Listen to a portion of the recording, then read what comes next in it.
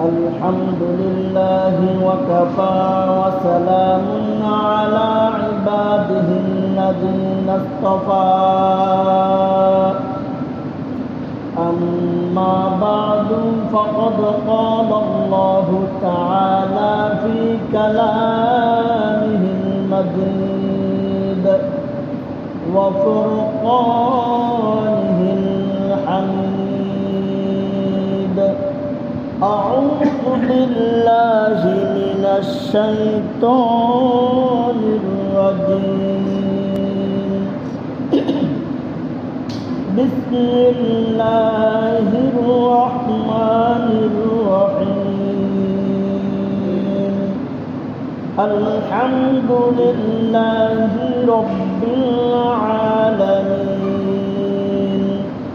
وقال رسول الله صلى الله عليه وسلم الحمد لله تملأ الميزان وسبحان الله والحمد لله تملأان ما بين السماوات والأرض بارك الله لنا ولكم بالقرآن العظيم ونفعنا وإياكم بالآيات والذكر الحكيم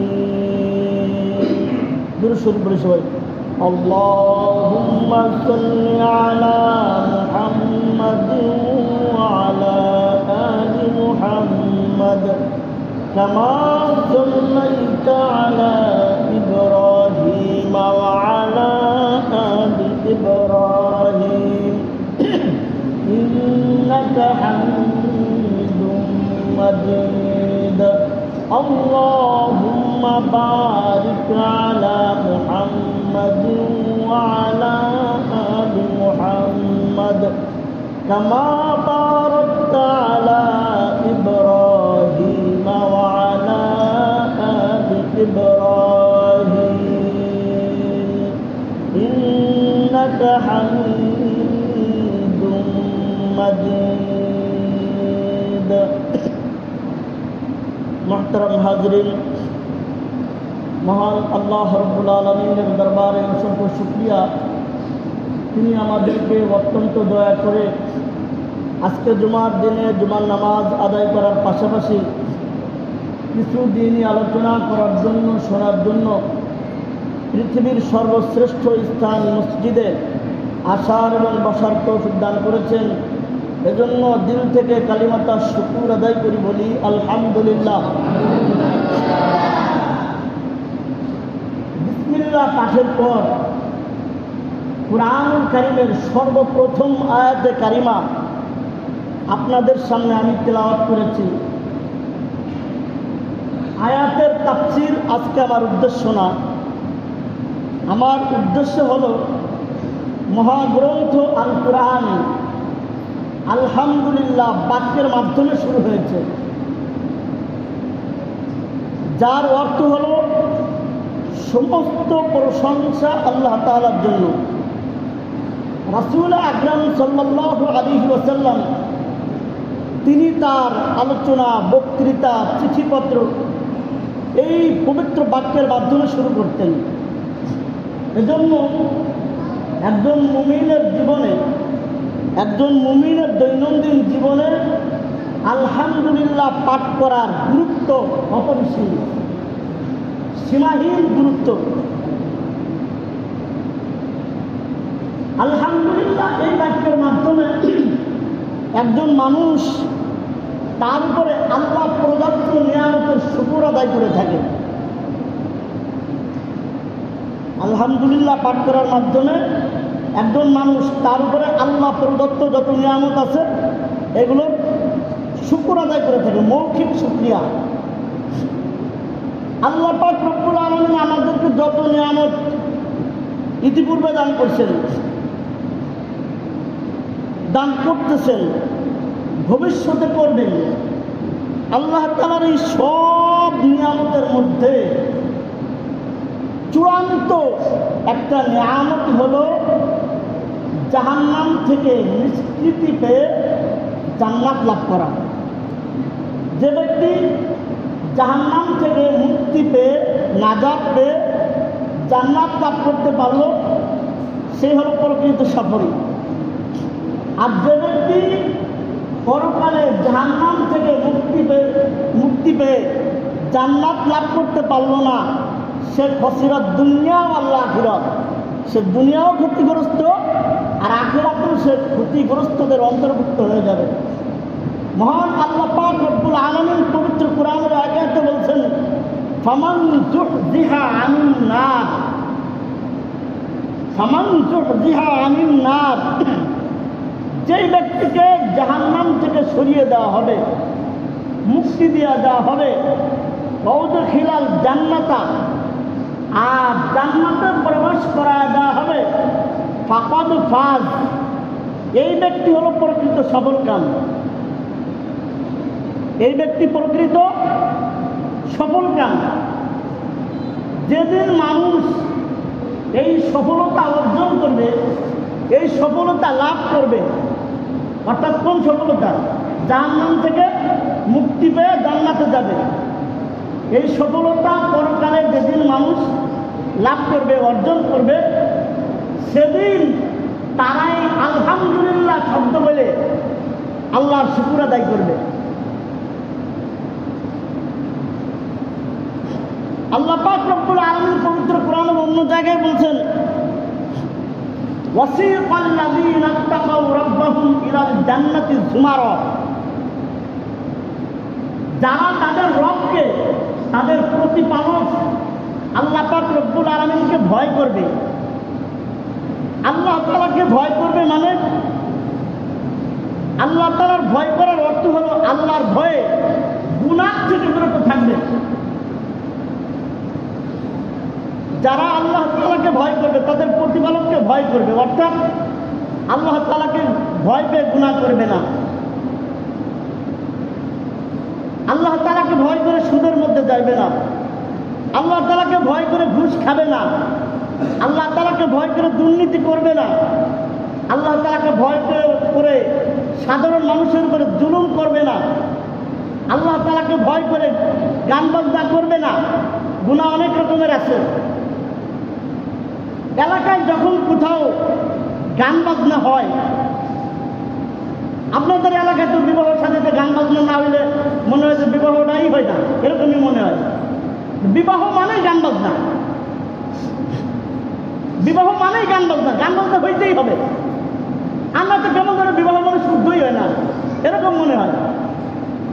তো যখন বাড়িতে গান বাজনা করেন, তখন একটা মুহূর্তের জন্য মাদ্রাসার মসজিদের আঙ্গিনায় এসে বসবেন। আপনার প্রত্যেকটা ডেকসেটের বাড়িতে যখন বাজনা বাজানো হয়, মনে হয় মাদ্রাসার ভবন, মসজিদ কাঁপতেছে, এরকম মনে হয়। আল্লাহর ঘর কেঁপে ওঠে, আপনার দিল কাঁপে না?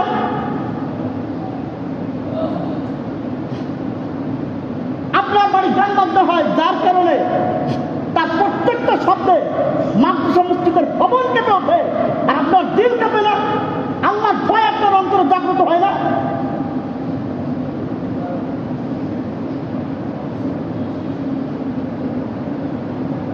সব বাদ দিলাম, সমাজের আইন, এলাকার আইন, দেশের আইন, রাষ্ট্রীয় আইন, সব বাদ। এতটুকু আপনার অন্তরে আসে না? যখন গান বাজনার আওয়াজ হয়, এই জায়গায় এসে পরীক্ষা করবেন, দেখবেন আমি সত্য বলি না মিথ্যা বলি। প্রত্যেকটা শব্দের সাথে সাথে মাদ্রাসা মসজিদের ভবন কেঁপে ওঠে, কিন্তু আপনার দিল, আপনার অন্তর আল্লাহর ভয়ে কেঁপে ওঠে না।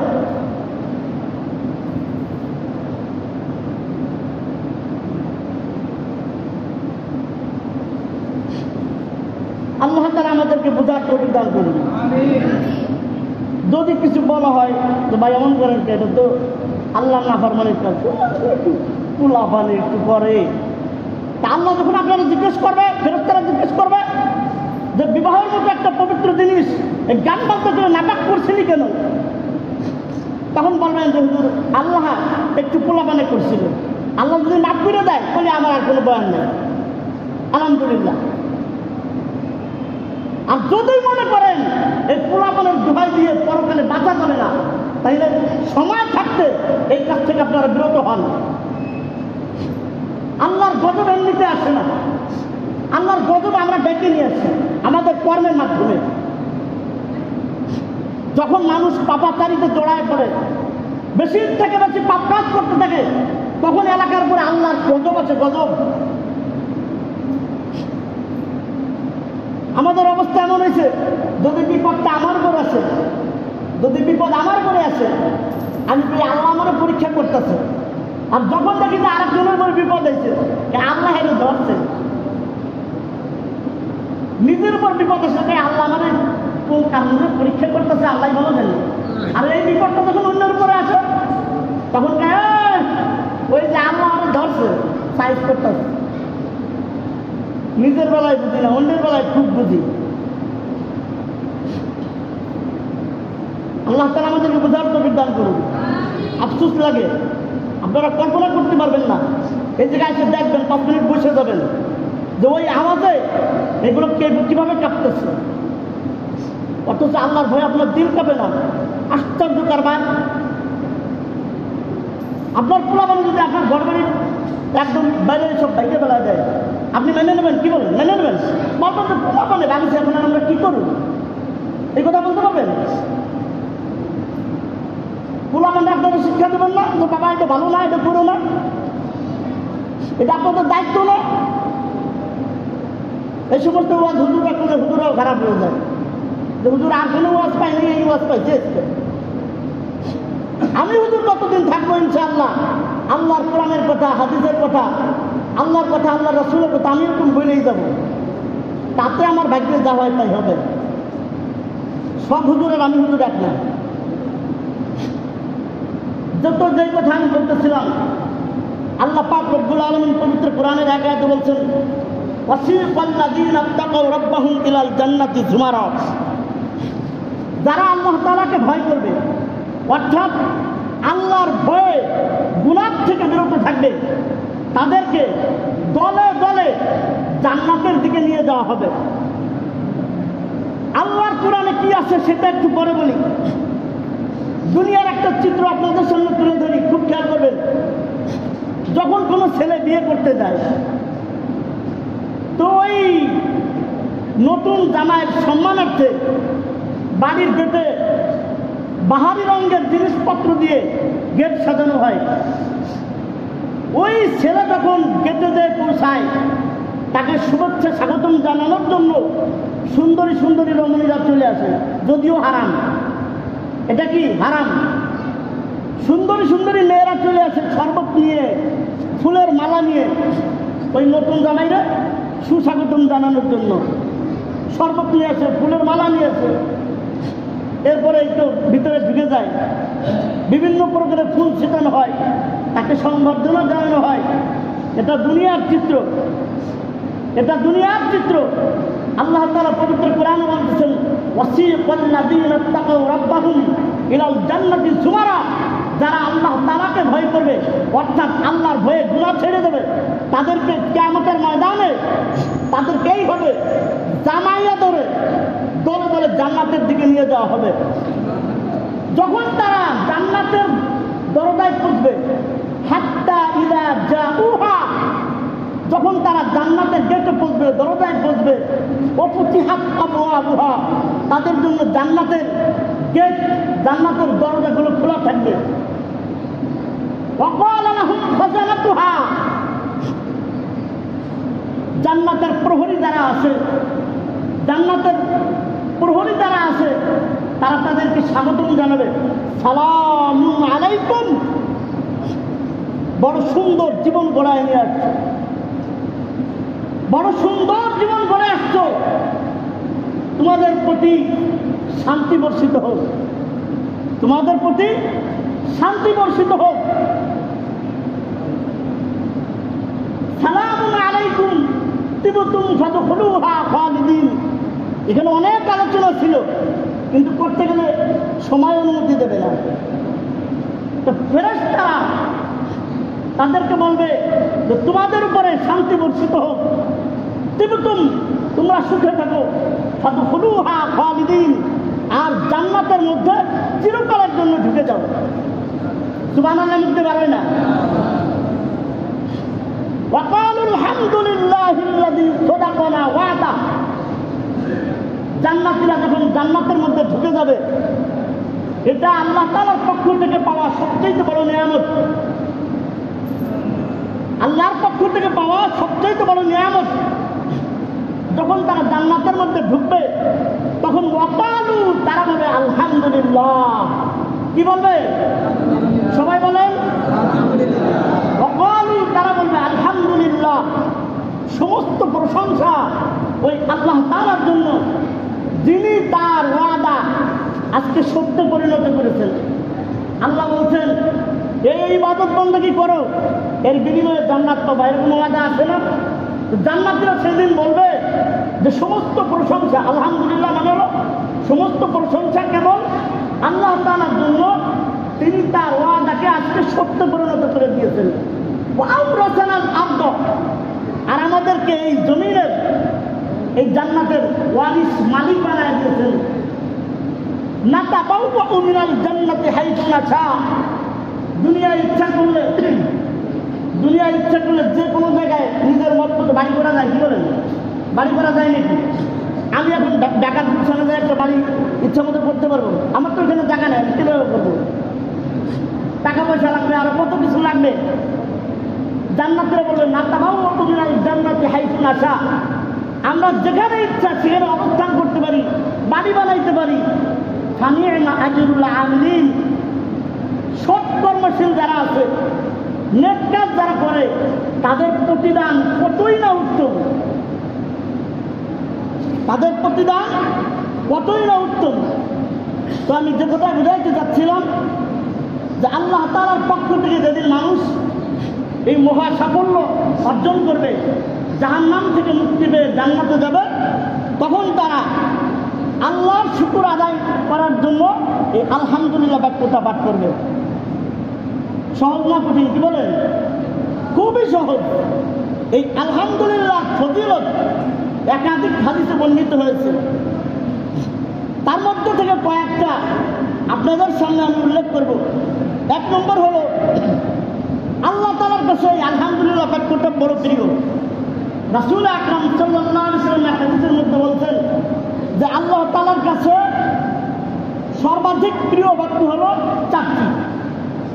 একটা হলো সুবহানাল্লাহ, আরেকটা হলো আলহামদুলিল্লাহ, আরেকটা হলো লা ইলাহা ইল্লাল্লাহ, আরেকটা হলো আল্লাহু আকবার।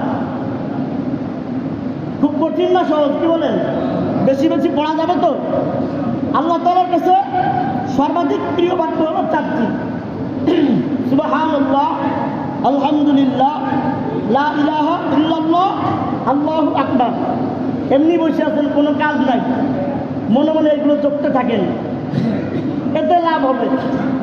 মসজিদেই আসছেন, কোনো কাজ নাই, গল্প না করে এইগুলো পড়েন, তাতে লাভ হবে। আল্লাহ তাআলা আমাদেরকে তৌফিক দান করুন। এরপর আসুন, এই আলহামদুলিল্লাহ শব্দটা, এই বাক্যটা রাসূল আকরাম সাল্লাল্লাহু আলাইহি ওয়াসাল্লামের কাছে প্রিয় আমল। আল্লাহ রাসূল সাল্লাল্লাহু আলাইহি ওয়াসাল্লাম বলেন যে সুবহানাল্লাহি ওয়ালহামদুলিল্লাহি ওয়া লা ইলাহা ইল্লাল্লাহু ওয়াল্লাহু আকবার। এই বাক্যগুলো আল্লাহ রাসূল সাল্লাল্লাহু আলাইহি ওয়াসাল্লামের কাছে ওই সমস্ত বস্তুর চেয়ে বেশি প্রিয় যার উপরে সূর্য উদিত হয়। অর্থাৎ সূর্য উদিত হয় সারা দুনিয়ার উপরে। সারা দুনিয়ায় যা কিছু আছে তার চাইতেও আল্লাহ রাসূলের কাছে এই বাক্যগুলো পাঠ করা উত্তম। তাহলে আমরা বুঝলাম আলহামদুলিল্লাহ এই বাক্য পাঠ করাটা আল্লাহ রাসূল সাল্লাল্লাহু আলাইহি ওয়াসাল্লামের একটা প্রিয় আমল। আরেকটা ফজিলত হলো এই আলহামদুলিল্লাহ বাক্যটা পাঠ করা পাপ মোচনকারী। এটা পাঠ করার মাধ্যমে আল্লাহ তাআলা গুনাহ মাফ করে দেয়। হযরত আবু দারদা রাদিয়াল্লাহু তাআলা বলেন রাসূল আকরাম সাল্লাল্লাহু আলাইহি ওয়াসাল্লাম বলছেন, তুমি এই বাক্যগুলো সুবহানাল্লাহি ওয়ালহামদুলিল্লাহি ওয়া লা ইলাহা ইল্লাল্লাহু ওয়াল্লাহু আকবার, এই বাক্যগুলো বেশি বেশি পাঠ করতে থাকো। এর মাধ্যমে গুনাহগুলো এমনভাবে ঝরে যায় যেমন গাছের থেকে গাছের পাতাগুলো ঝরে যায়। বছরে একটা সময় একটা সিজন আছে যে তখন এই গাছের পাতাগুলো গাছের থেকে পড়ে যায়। দেখছেন কীভাবে ঝাঁকি দেবেন অথবা ঝাঁকি ছাড়াও জোরদার করে গাছের পাতাগুলো পড়তে থাকে। গাছের পাতাগুলো যখন ঝরে পড়ে যায়, এই আলহামদুলিল্লাহ বাক্যটা যারা বেশি বেশি পাঠ করবে তাদের গুণাগুলো এরকমভাবে ঝরে যাবে। এখন কথা হলো এই আলহামদুলিল্লাহ আমরা পাঠ করবো কোন সময়, এটা আমাদের জানতে হবে। মনে থাকতে বলে নেই, আমরা অনেক সময় একটা জিনিস ভুল করি। আলহামদুলিল্লাহ পাঠ করার একটা মুহূর্ত হলো ভালো কাজের শুরুতে। কোন কাজের শুরুতে? ভালো কাজের শুরুতে। যখন কোনো ভালো কাজ আলহামদুলিল্লাহ পাঠ করার মাধ্যমে শুরু হয়, ওই জিনিসটা বরকতময় হয়। মনে করেন একটা ভালো একটা জিনিস বোঝায়, আমার দিক ছয় টাকা একটু মেহরবানি করে আমার দিক টাকা। আরে হয়েছে, এবার আমার দিক টাকা, এবার তো ফোন চালানো হয়েছে, এবার আমার দিক টাকা। আমাদের এলাকায় অঞ্চলে বিভিন্ন সময় দেখা যায় যে আমাদেরকে জিজ্ঞেস করে, ভাই কেমন আছেন? আপনারা আমি জিজ্ঞেস করলাম, ভাই কেমন আছেন? উত্তর দেয় কি জানেন? ইনশাআল্লাহ ভালো আছি। কি উত্তর দেয়? ইনশাআল্লাহ ভালো আছি। সবাই জিনিসটা বুঝতে পারছেন? ভাই কেমন আছেন? উত্তর দেয় কি? ইনশাআল্লাহ ভালো আছি। এটা সঠিক না, এটা অশুদ্ধ। ইনশাআল্লাহ শব্দ ব্যবহার হয় ভবিষ্যতের জন্য। ইনশাআল্লাহ শব্দটা ব্যবহার হয় কিসের জন্য? ভবিষ্যতের জন্য। আগামীকালকে আমি টঙ্গিবাড়ি যাবো ইনশাআল্লাহ, আগামীকালকে ইনশাআল্লাহ আমি ঢাকা যাবো, আগামীকালকে ইনশাআল্লাহ আমি বিদেশে যাবো, আগামীকাল আমি একটু পরে আমি ইনশাআল্লাহ দোকানে যাবো, আমি বিকেলবেলা ভবিষ্যৎ বাজারে যাবো, আমি কর্মবাজারে যাবো ইনশাআল্লাহ। ইনশাআল্লাহ শব্দটা ব্যবহার হয় ভবিষ্যতের জন্য। আমি বুঝাইতে পারছি আপনাদেরকে? সবাই বলছেন তো? আর যদি আপনাদেরকে জিজ্ঞেস করা হয়, ভাই কেমন আছেন, তখন কি বলবেন? আলহামদুলিল্লাহ ভালো আছি। কি বলবেন? আলহামদুলিল্লাহ ভালো আছি। কেমন আছেন বললে কি বলবেন? আলহামদুলিল্লাহ ভালো আছি। আজকে কেন বলবেন না যে ইনশাআল্লাহ ভালো আছি? আপনি তো মনে করে পারছেন আরবিতে আপনি একটা জিনিস করে দিচ্ছেন, ওরে বাবা। কিন্তু যে এই জিনিসটা বলছে সে তো আপনারা বলছে যে আপনি কি পরিমাণ আরবি জানা জানেন। এজন্য কেউ যদি আমাদেরকে জিজ্ঞেস করে যে ভাই কেমন আছেন, তখন আমরা কি বলবো? আলহামদুলিল্লাহ ভালো আছি। তাহলে আসেন আলহামদুলিল্লাহ আমরা কখন পাঠ করবো? এক নম্বর হলো কোনো ভালো কাজের শুরুতে। দুই নম্বর আলহামদুলিল্লাহ আমরা তখন পাঠ করবো যখন ভালো কিছু অর্জন করবো। আমরা আপনি ভালো কিছু অর্জন করছেন, তখন কি বলবেন? আলহামদুলিল্লাহ। যেমন হযরত ইব্রাহিম আলাইহিস সালাম তিনি বলছিলেন, আলহামদুলিল্লাহিল্লাযী ওয়াহাবালি আলাল কিবারি ইসমাঈলা ওয়া ইসহাক। সমস্ত প্রশংসা আমি আল্লাহ তাআলার জন্য, যিনি আমাকে ওয়াহাবালি আলাল কিবারি ইসমাঈলা ওয়া ইসহাক, আমাকে ইসমাঈল এবং ইসহাক ওনার সন্তান, এই দুজনকে আল্লাহ তাআলা আমাকে দান করেছেন এমন সময় যখন আমি বার্ধক্যে উপনীত হয়েছি। সমস্ত প্রশংসা ওই আল্লাহ তাআলার জন্য, যিনি আমাকে এই বার্ধক্যের সময়ে ইসমাঈল এবং ইসহাক আলাইহিস সালামকে দান করেছেন। অর্থাৎ সাধারণত বৃদ্ধকালে তো সন্তানাদি হওয়ার কোনো সম্ভাবনা থাকে না, কিন্তু আল্লাহ তাআলা যখন আমাকে দান করছেন, এজন্য আমি তার শুকর আদায় করলাম। তাহলে আলহামদুলিল্লাহ বলার আর একটা ক্ষেত্র আমরা জানলাম, যখন আমরা ভালো কিছু অর্জন করবো তখন আলহামদুলিল্লাহ পাঠ করবো। 3 নম্বর, বিপদ থেকে মুক্তি পাওয়ার পর। আপনি কোনো বিপদে আছেন বা বিপদে পড়ছিলেন, বিপদ থেকে আল্লাহ তাআলা মুক্তি দান করছেন, পরাধীনতার শৃঙ্খল ভেঙে আপনি স্বাধীনতা লাভ করছেন, বিপদের তো মুক্তি পাইছেন, তখন কি বলতে হবে? আলহামদুলিল্লাহ। আল্লাহ পবিত্র কোরআনে বলছেন, তখন তারা বলবে আলহামদুলিল্লাহিল্লাযী আযহাবা আন্নাল হাযান। সমস্ত প্রশংসা ওই আল্লাহ তাআলার জন্য, যিনি আমার উপর থেকে আমার দুঃখ, কষ্ট, দুশ্চিন্তা এগুলো দূর করে দিয়েছেন। আরেকটা আলহামদুলিল্লাহ বলার ক্ষেত্র হলো হাসি দেওয়ার পরে। কোন সময়? হাসি পর্যন্ত আপনারা হাসি দেওয়ার পরে, হাসি দেওয়ার কিছু নিয়ম আছে। যখন হাসি আসবে তখন এরকম হাত দিতে হবে। অনেকেই আছে হাতটা দেয় না, একদম মাইরে দেয়, সামনে যে থাকবে মনে আপনার ঝর্ণা ছেড়ে দেওয়া হয়েছে। এইগুলো আমরা না করি। অনেকেই নামাজে দাঁড়াইছেন, পাশেও আপনার হাসি আছে, হাত দিতে পারে, একদম ফাঁকা মাঠে বেরিয়ে দিচ্ছে। মানে আশপাশে যারা আছে, সামনে যে আছে, তার অবস্থা খারাপ। এটা উচিত না। হাসি আসলে হাত দিতে হবে। এবার হাসি দেওয়ার পরে আলহামদুলিল্লাহ বলতে হবে। হাসি দেওয়ার পর কেন আলহামদুলিল্লাহ বলবেন, এর অনেক কারণ আছে, বিস্তারিত বলা যাচ্ছে না। হাসির মাধ্যমে ওই যে ছোট ছোট উড়ে চলে গেল, ওর মাধ্যমে অনেক রোগ জীবাণু আল্লাহ তাআলা এর মাধ্যমে বের করে দেয়। এর জন্য সে শুকরিয়া আদান স্বরূপ হাসির পরে কি বলতে হবে, আলহামদুলিল্লাহ। এরপরে আসুন, আলহামদুলিল্লাহ বলার আরেকটা ক্ষেত্র হলো প্রত্যেক নামাজের পর 33 বার সুবহানাল্লাহ, 33 বার আলহামদুলিল্লাহ, আর 33 বার আল্লাহু আকবার। কতবার হইল? 3 33 99 বার। আর আসলে একবার বাকি। এই একবার বলবেন লা ইলাহা ইল্লাল্লাহু ওয়াহদাহু লা শারীকা লাহু লাহুল মুলকু ওয়া লাহুল হামদু ওয়া হুয়া আলা কুল্লি শাইইন কাদির। বলবেন হুজুর এই দোয়া কি এই এক মুহূর্তে মুখস্থ করা সম্ভব? আপনার যদি আমল করতে মন চায়, এই আগ্রহ থাকে, আকাঙ্ক্ষা থাকে, আমি তো আর চলে যেতেছি না, আমার কাছ থেকে পরবর্তীতে ইনশাআল্লাহ শিখে নেবেন। তো যে কথা বলতেছিলাম, যারা প্রত্যেক নামাজের পর 33 বার সুবহানাল্লাহ, 33 বার আলহামদুলিল্লাহ, 33 বার আল্লাহু আকবার, আর একবার ওই দোয়া 100তম যে বার আছে ওইবার লা ইলাহা ইল্লাল্লাহু ওয়াহদাহু লা শারীকা লাহু লাহুল মুলকু ওয়া লাহুল হামদু ওয়া হুয়া আলা কুল্লি শাইইন কাদির। এই আমল যে ব্যক্তি করবে, আল্লাহ রাসূল সাল্লাল্লাহু আলাইহি ওয়াসাল্লাম বলেন যে তার গুনাহ, তার পাপ যদি সমুদ্রের ফেনা বরাবর হয়, তাও আল্লাহ তাআলা মাফ করে দেবে। আলোচনা এখানেই সমাপ্ত। আলহামদুলিল্লাহ পরে আলোচনা করলাম কোন সময় আলহামদুলিল্লাহ বলতে হবে, কিভাবে বলতে হবে। বিশেষ করে যে জিনিসটা বলছে যে ভাই কেমন আছেন, তখন আমরা বলবো আলহামদুলিল্লাহ ভালো আছি। এই জিনিসটা অনেকেই অধিকাংশ লোকই ভুল করে। আল্লাহ তাআলা আমাদেরকে সঠিকভাবে কথাগুলোর উপর আমল করার তৌফিক দান করুন। সকলে বলে আমিন। ওয়া আখিরু দাওয়ানা আলহামদুলিল্লাহি রাব্বিল আলামিন। আসসালামু আলাইকুম।